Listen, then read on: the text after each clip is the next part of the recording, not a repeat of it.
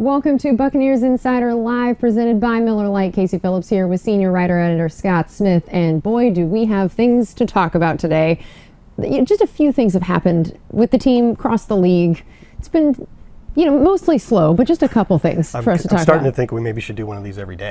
Yes. We would have enough content. We would. I mean, normally in the offseason, you're sitting here going, what are we going to talk about? And this not time, these days. we do not have enough time to get to all the things that have happened. So first of all, we knew last week we had to do a little bit of the tap dancing if there were reports out there about some things that were not confirmed yet. Now some of those things have become confirmed this week. So let's start with some of those things. That first of all, in the wide receiver room, Russell Gage and Chris Godwin are two things that have become for real since the last time we did this show. So tell us about both of those deals.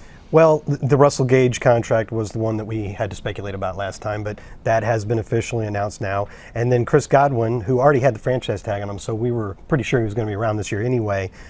What happened with him and the team is the goal, really, of the franchise tag, is it extends your negotiating period and gives you more time where only the Bucs can negotiate with Chris, and they got a deal done, which is fantastic because, as we all know and as we've talked about many times, he's just such a critical part of this offense. And I think when Tom Brady decided to come back and shot a group chat to Chris and Mike right before he announced it, it made you even more adamant about getting Chris Godwin back on the field. And he's coming back from a torn ACL, so there is a slight chance that he might not be ready to go right at the very beginning of the season, though knowing him, I say there's a good chance he will be ready. But that's another thing that Russell Gage gives you. He gives you, if Chris isn't quite ready to go, Russell Gage has already shown over the last couple of years that he can step in for a really high-level wide receiver like Calvin Ridley or a couple years ago Julio Jones and keep his team on top and really produce like a number one.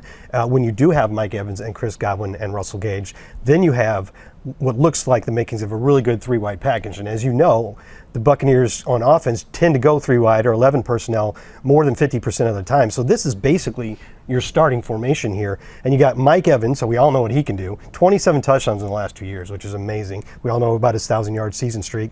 Chris Godwin last year got the injury and couldn't finish out the season, but by the time he was knocked out, he had 98 catches and was about to break the Bucs all-time record for a single season. But look at that, third in the league in receptions per game, seventh in yards per game, and he's also so critical to your running attack. His blocking makes everything better. And then you bring Russell Gage, who, after the Falcons lost pretty much all their other receivers last year, was really, really productive down the stretch. Look at that, over the last 8 weeks of the season, he was 8th in the NFL among all players in receptions and yards. So you've got three guys there that it's going to be hard for an opposing defense to defend all three of those. Yeah, Tom Brady's got to be pretty happy with the choice to come back looking at those options. That's going to be pretty exciting. Well, another thing that is now official that we had said was reported last week was the trade for Shaq Mason. Right. So tell us what you think about him as a player and what this could mean for this offensive line, a position group that, again, just a few weeks ago, we did not know what that interior was going to look like.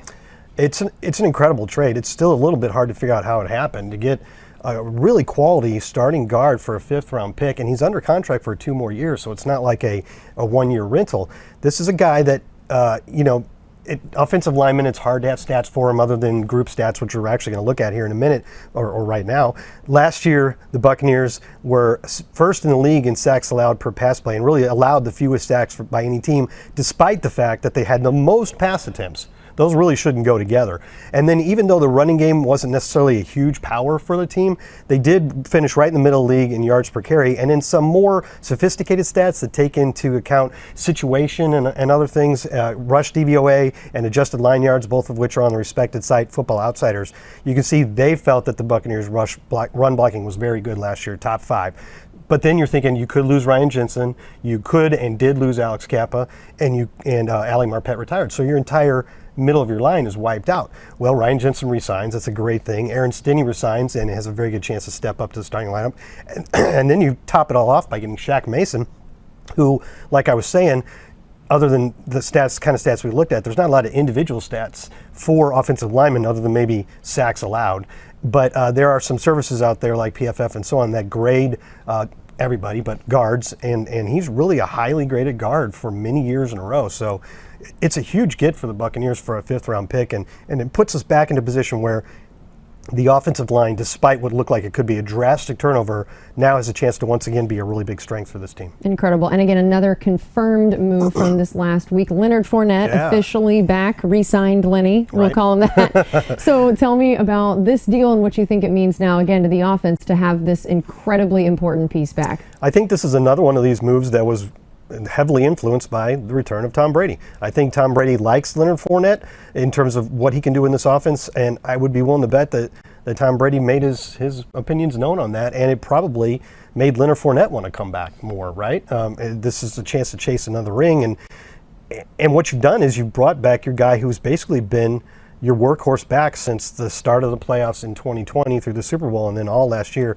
And he had a really good year, not just running the ball, but also pass catching. At the time that he was injured and lost for like the last 3 weeks of this regular season, Fournette was leading all running backs with 69 receptions. So he's a do-it-all back that Tom Brady obviously trusts very much, and that the Buccaneers trust. And after playing several years in a row on one-year contracts, he's got a 3-year deal now. So I guess probably everybody's happy. Yeah, I would agree with that. And part of that, just real quick, with the Chris Godwin signing and Leonard Fournette, because cap space is hard to come by right now, but probably there'll be more of it as the cap rises in coming years. So those multi-year deals for a Godwin and a Fournette are probably actually helping the Buccaneers cap right now. Yeah, that's a great point. The fact that you have the flexibility to move some money around, all these talks of restructuring that we've heard, when there's just a one-year deal, restructuring becomes a little challenging. Yeah, you got to add some years on there. Yeah, you got to add some years on there to make that possible. Okay, well now we're going to also talk about some, just like we did last week, reports of things that are out there. They are not confirmed yet. They have not been officially announced by the team, but you've probably seen them out there. We talked about Brashad Perriman last week. That is still not been announced. Still not been announced. But we did talk about the fact that, again, this wide receiver room shaping up to look very good this year, to have a lot of different options, when, again, a few weeks ago, we didn't know what it was going to look like behind basically Mike Evans for sure. Yeah. And then now there are a couple new reports since the show last week. We have basically Will Golston reportedly coming back, a guy that's been with this team almost as long as anybody else at this point. Yeah. And then you have the addition of a new guy in town, Logan Ryan, safety. So those, again, are the two reports that have not been officially announced yet. So looking at those, we kind of talked about Brashad Perriman last week, but with Logan Ryan and Will Golston, tell us what those moves are. When we talked about a lot of offensive moves, finally to talk about some defensive ones and what this could look like. Yeah, and when we talk about speculating whether these reports are accurate or not, and we can't officially announce it, I can say that the Buccaneers are holding press conferences early this afternoon for Logan Ryan and Shaq Mason. I mean, you never know what they want to talk about. It could be about food. It could be, you never know, right? Yeah, you never know, but I think you can feel pretty solid about those reports at this point. We're not officially announcing anything, but come on. There's a press conference to talk about something with those people later today. With those people there. So Will Golston, like you said, other than Levante David, he's been around the longest. He's been very, very durable throughout his career, and over the 9 years, now he'll be going to his 10th, he will have switched defensive systems several times. But when Todd Bowles got here 3 years ago, Will had also already had a solid career. But Todd Bowles' defense really rejuvenated it. He's had, I think, 9.5 of his 19.5 sacks in the last 3 years. 2 years ago, he led the Bucs in quarterback hits with 20. He had another 17 last year. And he's just a really good, strong side 3-4 defensive end when it comes to stopping the run. So he's a really good fit for this defense, and I think he really likes it here. So for those reasons, it wasn't a surprise to see him come back. Cool note about Will Golston. He has 136 games played as a Buccaneer going into this season.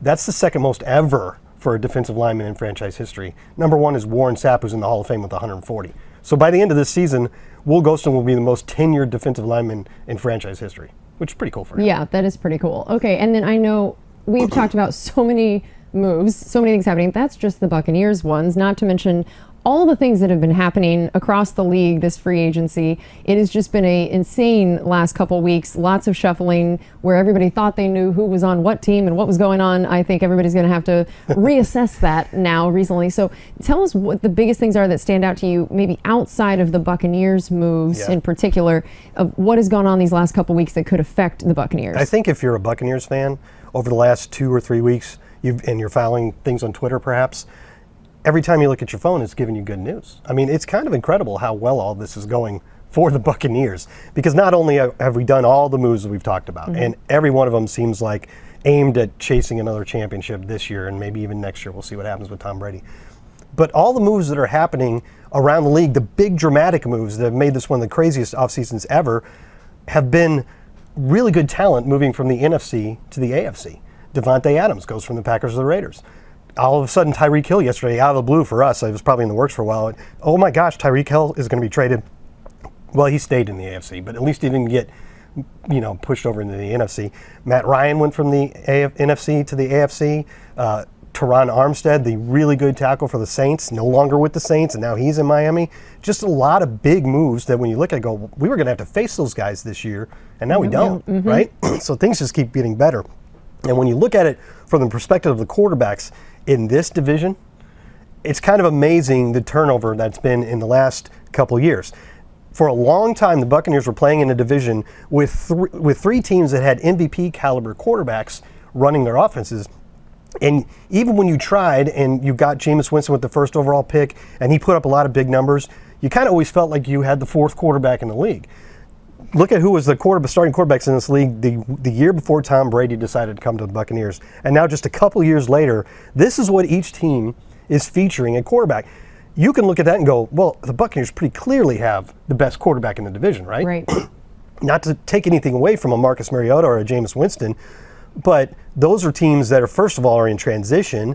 And second of all, I don't think you can look at Marcus Mariota and say he's up there with Tom Brady. No. So the entire landscape of the NFC South in terms of the quarterback rankings has changed in just a couple years. And for the Buccaneers, obviously, it changed for the good. That is incredible. And then I know we talked a little bit about the offensive line, especially because of the trade for Shaq Mason.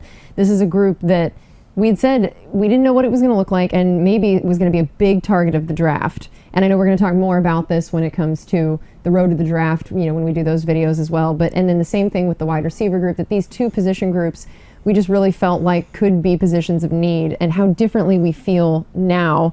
So how do you think that is going to just affect overall these moves that we've heard that are both confirmed and reported for those two position groups?